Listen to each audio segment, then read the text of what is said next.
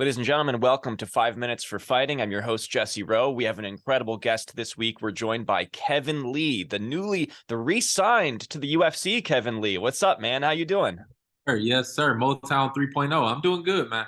I'm doing good. I'm feeling great, and I'm ready to get down to business. That's awesome. So you just signed a new contract with the UFC. Yep. How you feeling about it? You excited? You're like, where do you feel like you stand in your career at this moment? Just like kind of give me an update of how you're feeling.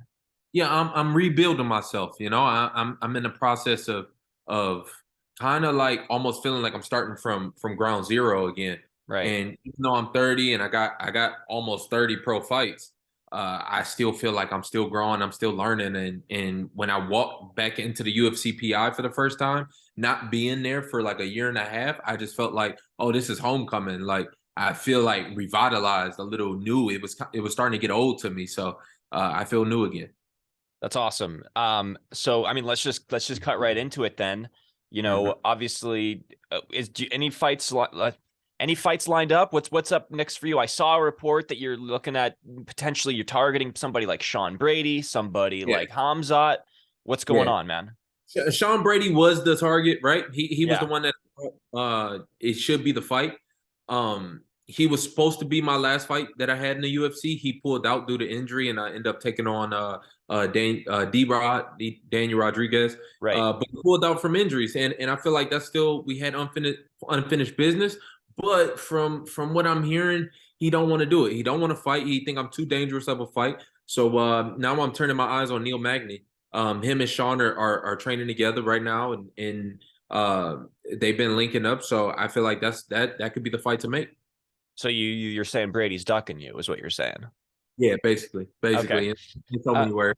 Brady so don't smoke, so let me get his boy, and we'll get Neil Magny. I mean, Magny's, obviously he's got the most wins in the history of the welterweight division. That's obviously means that that means that you are targeting welterweight. I'm making that assumption, right? That's you're going to be fighting in welterweight on your return.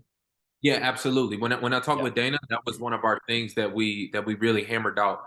It's welterweight from here on out, and after a year or two, people will kind of forget that I was even a lightweight. Right. Uh, this is welterweight for sure. And honestly, even speaking as a fan, I feel like welterweight is kind of taking over for lightweight. Lightweight used to be like the division that everybody wanted to pay attention to, and now I feel like that's welterweight. You Well, got a that's lot of go ahead. yeah, you got movement up there. You got a lot of movement. You got a lot of top guys and a lot of talent. So that's where I'm at. That's interesting because a lot of people would say, yeah, lightweight is obviously like known to be the most stacked division, and then now you got like bantamweight is like with the return, Cejudo, you've got Aljo, you've got obviously O'Malley. So you think that welterweight's on the rise? You think that that might be the most underrated division? Would you say? I do. I mean, just look at the champ, right? Islam's the champ right now, and people are saying he cleared out the division already. And he got one title defense against the featherweight champ. There's not really like a clear cut contender other than Charles Oliveira, who kind of fought everybody down there.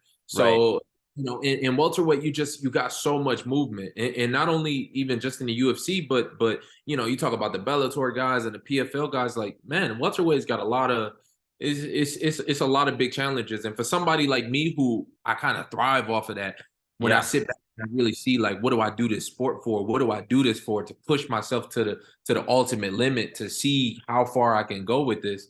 That those are the things that get me up in the morning. So I mentioned the Hamzat thing earlier. Obviously, like there's debate about whether he's actually going to go to middleweight because he's big for the division. He missed weight his last fight when he was supposed to fight Diaz. Yeah. End up fighting Kevin Holland at a catchweight. So obviously that's probably not a fight that would be made right now, but is that a fight that you are targeting? For sure. I mean, I would love that fight. If Yeah. they offered it to me right now and we fought in May or we fought in June or something, I would love that fight. But like you said, I think he's going up. I don't think he is enjoying the weight cuts. Yeah. I think it's the weight cuts is too much for him.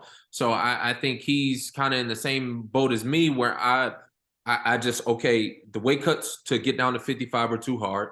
They clearly are never going to do like a 165, 75 type of deal. So let's just X that out. And he should just move up to middleweight.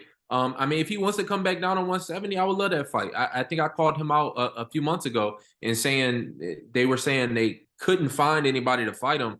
I'll fight him right now. Like I've never been afraid of anybody, and I think Yeah. people who really know me and follow my career, they know that I fought some of the toughest guys in the world for a reason.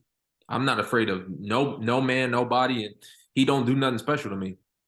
Just like one last thing, where do you want to see yourself at the end of 2023? I want to get at least 2 fights in this year. Yeah. And I feel like that'll put me back into a top 10.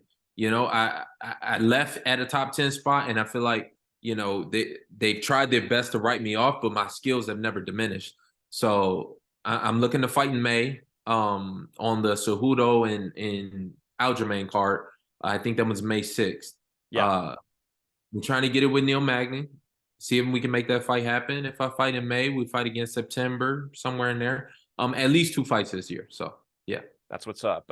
Quick message to Neil Magny if he's watching. Let's go, baby. Do you know, take over for your teammate. Let's be a team sport here. Let's make some money. Your teammate don't want to do it. Come on, you make it happen. That's what's up. Kevin Lee, thank you so much for joining me on 5 Minutes for Fighting. Guys, tune in every week. We're going to have more guests going forward. And Kevin, we wish you nothing but the best this year, and I'll be rooting for you, all right? I appreciate you, bro. All right. Appreciate it. See you later.